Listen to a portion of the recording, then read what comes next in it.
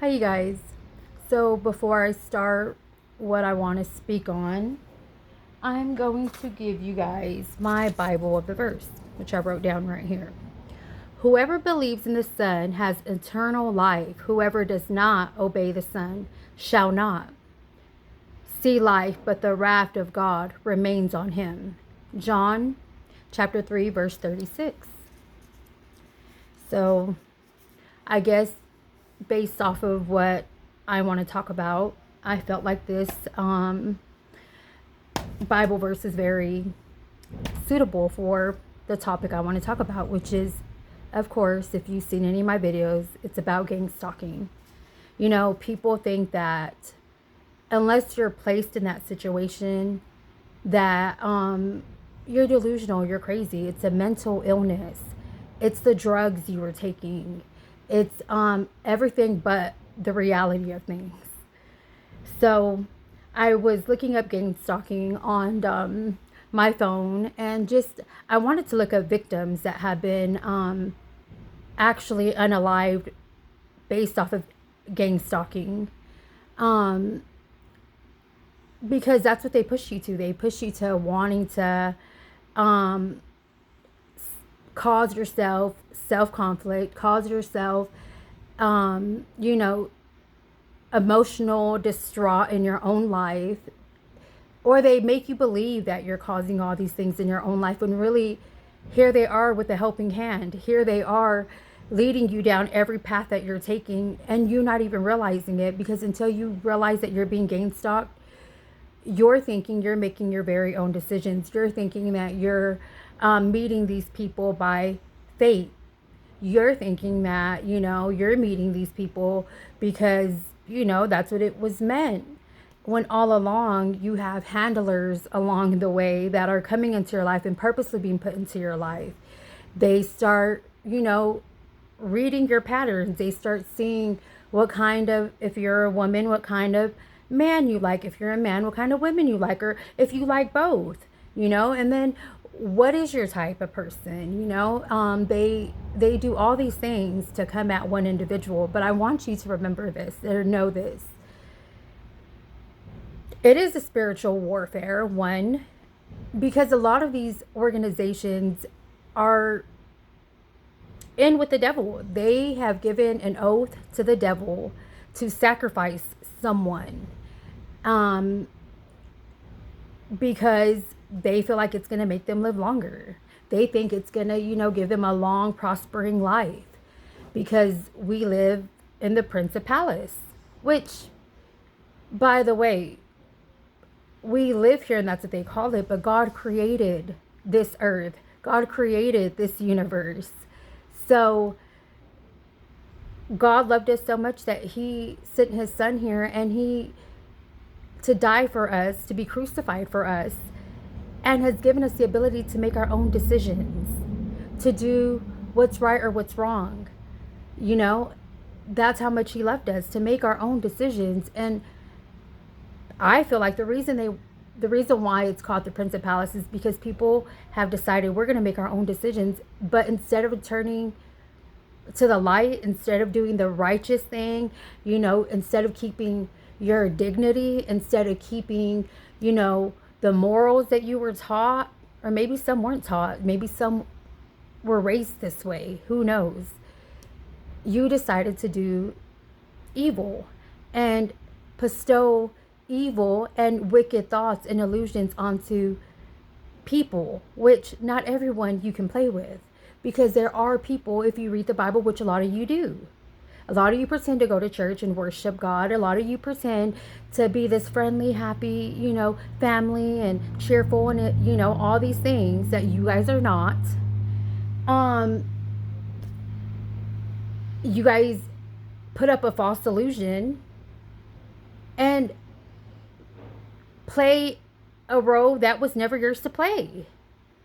You guys continue to pretend like y'all are all these things, so then no one will believe it. If you come to someone and say, like, for instance, when I told you guys James talked to my daughter inappropriately, and there was a lot of inappropriate conversation, and the way they were interacting on the couch, it was extremely inappropriate to me. When I told some of the individuals that I worked with, because we worked together there, even though he was no longer employed there, they were like, "What? James did that?"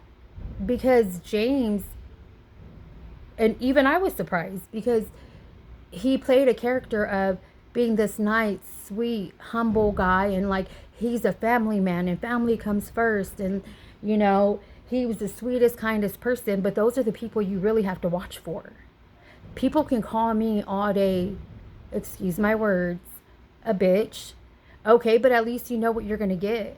At least you know, oh, she's so straightforward. Not, well, at least you know what you're gonna get. It's, and I do, I'm both. I can be extremely nice and I can be the most caring person ever, but unfortunately, society has pushed me to the point to where I have to play that role. I have to be the bitch. I have to, and not just that, but I have been in work environments where I'm a lead and I have to be assertive. And that's just what it is, because even as adults, some of us need um, assertiveness, because without it, then we think we can do whatever we want, which is what the gang stalkers do. And I keep saying it and I'll continue to say it.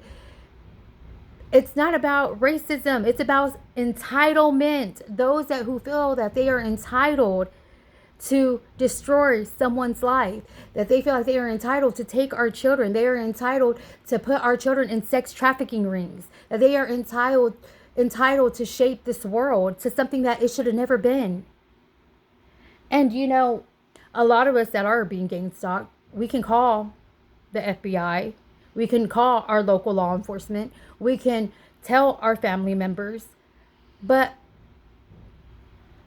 80% of the time, we're being called delusional, we're being called drug addicts, we're being called that we have a mental illness. We are being called all these things because all these people are in cahoots with each other. They're paying your family to turn their back on you, because apparently in this world, money's everything. They're paying law enforcement. They're paying the judges, the CPS caseworkers, the grocery clerk lady. They're paying people to poison your food. They're paying people, or even your partner, which, I mean, they're honey traps and they're handlers. So most of the time, those that come into your life have probably been so destructive in your life, or have treated you so belittled or less than, that over time you begin to feel that way. Over time you begin to feel like you're worthless and you'll never compare to anybody. So the other day I was writing in my journal, and I'm just writing down my thoughts, and like I started thinking how everyone, I hear a lot of people say, oh, she's so arrogant, or she's this and she's that, and I'm far from any of those things, because as I was writing my notes, and it just made me feel like I've never even been competitive with anyone, because I've always felt so belittled in every environment that I've been in, that I never even seen myself worthy of competing with anyone, because I always viewed everyone as better than me, prettier than me, smarter than me. So I never even put myself in a situation to compete with anyone. But these people have put themselves in a situation to compete with me. And as soon as I woke up from it, well, hello, because I will then compete and I will do all the things that they're saying that I'm not, or that I am, or that whatever it is, because I'm not going to allow them to control my life. I'm not going to allow them to sit here and decide when my life ends or when my life starts. I will do that myself. I'm not going to allow them to tell me I'm not pretty enough, I'm not cute enough, I'm not smart enough, I'm not any of these things. Yeah, they can hinder me when I go apply for jobs and not want to hire me, fine. I will be like God's bird, and he'll feed me anyway. He'll provide for me anyway. And I can tell you now, if you stand up to your gang stalkers, God will provide for you too. He will give to you too. And I mean, what more can we lose? If you're if you've been gang stalked, you most likely are isolated and alone. You don't have anyone you can turn to. And those that you thought you could count on, you realize quickly money speaks louder than love. And that's all people care about, you know? And just so you know, if your family turns against you, obviously they always viewed you as competition, as someone they didn't want in their life anymore, someone they decided was, maybe you're the weakest link in your family, and you're not, you know, as competitive and sport wise as they are, or they don't feel like you're as smart as them, or they don't feel, but maybe it's because that's what our parents put into our siblings' head, and they've isolated one individual in that family, and that individual has been the target. But then when you have other people come into your life who don't know you and like get to know you and realize like, wow, you're a really cool person and you're sweet and you're nice. But by the time this person comes into your life to tell you this, you have been told so much in your life that your hands are too big, you're too loud, talk quieter, or don't laugh like that, or, you know, why are you pronouncing it that way, or why are you doing this and that you don't see it because you've allowed all these false illusions and lies that people have put into your head to be believable. If you are being gang stalked, you most likely have been gang stalked for a long time, and it's through social experiments that the government does. It's through your family putting you on maybe a blacklist to be blacklisted. It's for numerous reasons. But let me tell you this. When you have God beside you and you shout and you holler and you cry upon God and you seek God, they cannot stop you. I don't care what helicopters they're in. I don't care what amount of money they have. I don't care who they think they are. If they are being part of the gang stalking, if they are being part of harassing and wanting to ruin someone's life, I can guarantee you they sold their soul to the devil. And I'll tell you one thing. Not everyone's soul is for sale. Not everyone's spiritual gifts that were given to them is for sale. And not everyone can you come after.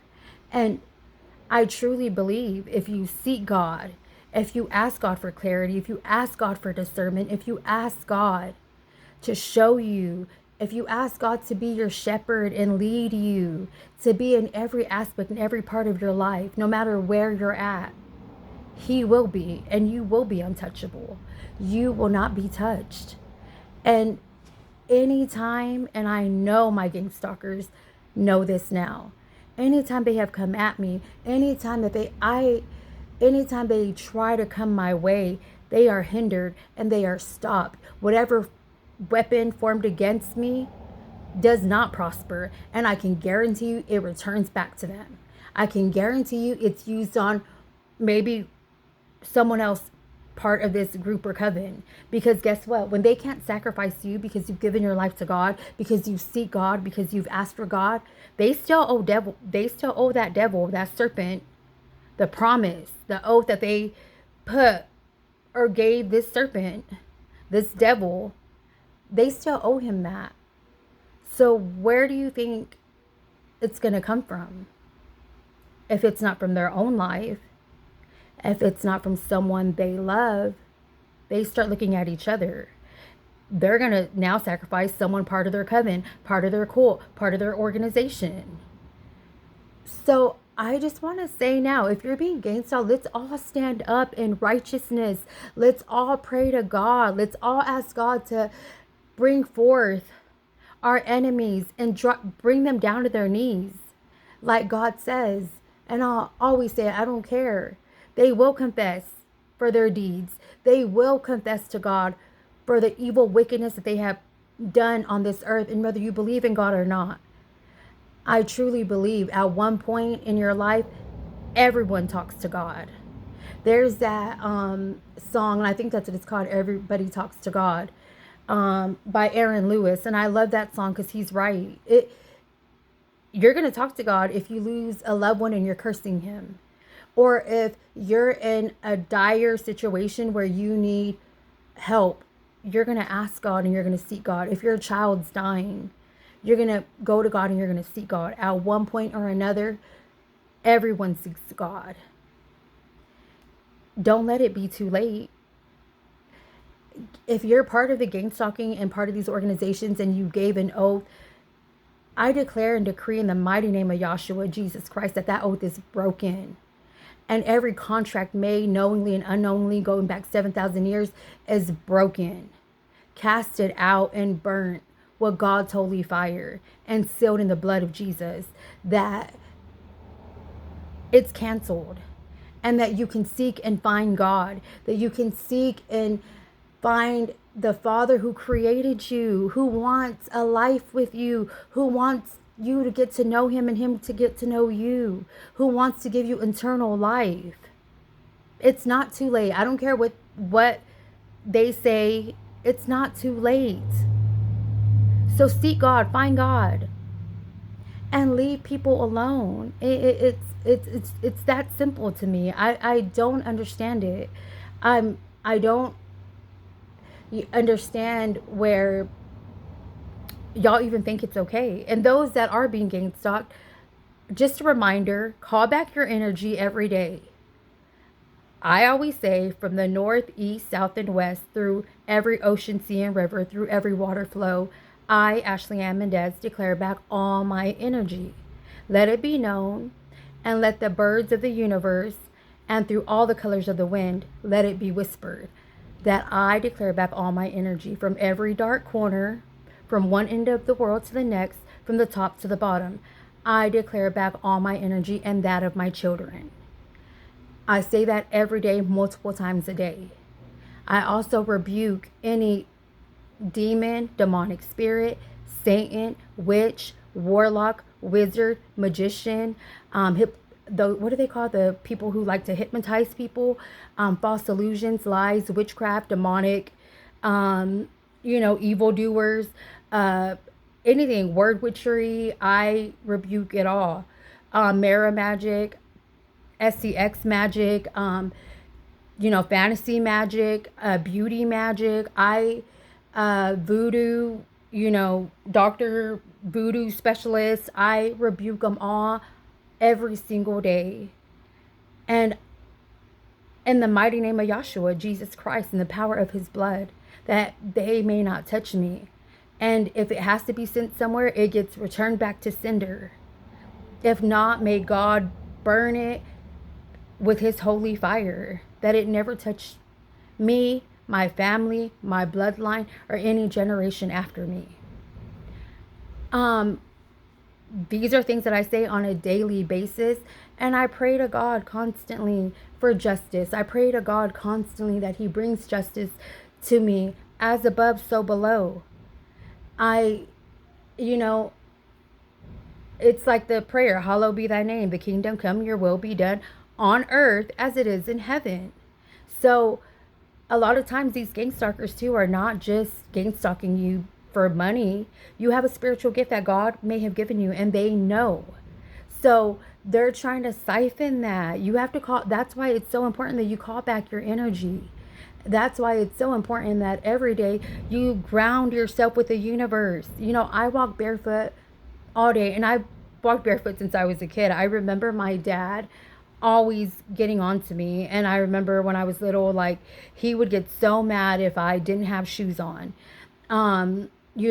You go put on your shoes, and why don't you have shoes? And I just never liked wearing shoes, and I'm still like that. I lived across the street with my dad before he passed away, and I remember it was like snowing out, and I ran across the street, and he was like, oh my God, you don't have no shoes on? And I'm like, no. And he's like, it's cold and you're gonna get sick. And I'm like, no, Dad, I always walk barefoot. I'm gonna be fine.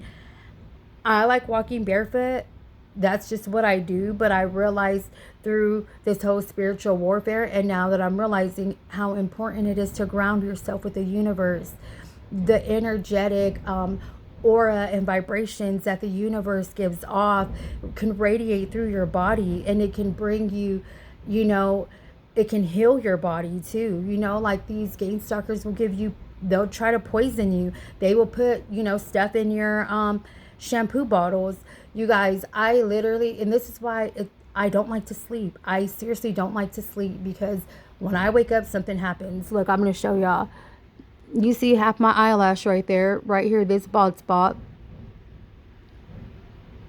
It's missing because that's the stuff that they do. They'll, you know, pluck your eyelashes. It's not my eyebrows. If you look at any of my past videos, my eyebrows were thicker and they're getting thinner and thinner because I wake up and I'll have bald patches on my eyebrows. And I'm like, what the heck? This is stuff they do. Just today, I recorded a video of my dresser had like milk splatter on it. And mind you, I don't have any children that live here. I didn't spill milk on my dresser. And I don't believe, you know, the honey trap did, but he might have. Who knows? But there's milk splatter all on the dresser. And I'm like, this is just their way of like making you believe that you're dirty and nasty, because that's what they like to do. You know how many pictures I've seen on Pinterest online of my old houses with my ex-husband, and my house looks like it's filthy dirty, or like I have a messy closet and that's the picture that's online. Or, you know, my kid was running around all day because we were at a barbecue, and you know, my kid likes to walk barefoot like me. And then I guess she put a plate, and I know that's her, she put a plate of food by her feet, and I guess she was eating it, and someone took a picture of that and like posted like I fed my kid with dirty feet. And like, no, there's always a storyline behind something, but they're going to do whatever they have to do to make you look like you're a bad person and you're this and you're that. And like, it's ridiculous. You're dirty. You know, they probably splashed milk on there and then took a picture to be like, see, she doesn't wipe anything down. And then you have people online who don't even know you saying, clean your house, take care of your kids, you know, do this and do that. And, you know, everything that they know nothing about, they will say. But like, have you looked at your house? Have you looked at every corner in your house? Have you looked at the messy drawer you have or the messy closet you have? Have you looked at your kids today? Are your kids loved? Because that's what's most important. Not what your kids have on. It's, are they loved? Are you giving your kids enough attention? Are you with your kids? Because I can tell you now, before my girls were taken from me, I took my kids on trips every year. I paid for my daughter's braces. I took care of my kids. I spent quality time with them. I watched movies with them. I colored with them. I was involved in their life. I went to every school function. I was there. I bought their teachers gifts for teacher day. I knew what size of clothes and shoes my child wore. I was there, actively involved in my children's life every single day. Picked them up from school, dropped them off at school, went to every student teacher meeting. I was there. I wasn't gang stalking anyone. I wasn't following anyone. The only time I was away from my girls was if I was at work, or if their dad would, when me and their dad separated, on the weekends that their dad would, every other weekend the dad would have them, and twice a week. Other than that, the whole time me and Jeremy were married, Jeremy was never around, and it was always me and my girls. So the things that these people do, it's honestly, I always say it's mind blowing, because it is mind blowing that they can have the government under and eating at the palm of their hands for money. The people would sell their souls for money. And I bet it's like chump change. I bet it's like $100 or $200, $300. And maybe I'll let you suck me off. Because that's what these men are, arrogant. And a lot of them think their shit don't stink. A lot of them think that they're better, and that, you know, butt buddies over here thinking that, you know, they can have men and women, and we can have whoever we want, and we're entitled, and we can, you know, harass whoever we want and do whatever we want. Well, hello. No, you cannot. Not to everyone. And guarantee you, not to me. And I will stand up to them look them dead in the face, but they're cowards. They won't even look at you back. I'll stand in the front and the same cars will be passing by over and over again all day, and I'll look at them and they won't even look. They'll look away or act like they don't see you, but still trying to gain stock. Okay. I'll go to the store. Won't even look at me, but still trying to gain stock. Okay. Want to sit there and like make little memes and comments about my life because, you know, they're watching me and they seem to know everything I do as it's a joke. But like, who's really the predator? Who's really the nasty, sicko, disgusting scum of the earth? Because it ain't me. That's you. You're watching someone constantly. You're following someone constantly. You know everything someone does. Like, you're a true predator. You're a true disgusting person. Not me. So, say what you want, do what you want, act how you want, but none of your schemes are going to work. And I'm telling you now, give it to God. Give it to God if you are being gangstalked or harassed. Do not fall short of their little false illusions, the schemes of the devil. Do not even think for a second that the victory is theirs, because it's not. Victory belongs to you. If you seek God, actively seeking God, actively crying out to God for help, actively in your book, actively praising God, and just lay it before God. And I promise you, where I'm living at isn't where I want to be. Where I'm at isn't where I want to be at. It's not where I even almost thought my life would be at. But I know, because I can feel it. I hear and feel God, and the way he surrounds me and loves me. I know I'm fixing to get out of this place, this, pit of hell. I know I'm fixing to, because I can feel it in every part of me. But today I had a moment of breakdown where I told God, now I'm afraid to, because their schemes have pushed me so far away from everybody, and it brought me so much closer to God. My intimacy with God is out of this world, and I'm so grateful for it, that I'm afraid that once I go back out there, I'm going to lose that. And I told God today, if you know me, so if you think I'm going to lose it even for a split second, leave me where I'm at, because I don't want to lose you. The world is so fast paced that sometimes we forget to pause and remember materialistic things aren't everything. Wealth isn't everything. It's your loved ones. It's the peace that you find in your heart and in your mind. It's being in the Word of God. It's worshiping God. It's teaching your children about God, about grounding yourself with the universe and being appreciative of the birds, the trees, the wind. And I don't want to lose that. So I just want to say, if you're unsure what to do, give it to God. Lay it before God, and I promise you, you will be vindicated, and justice will be ours. Y'all have a great day.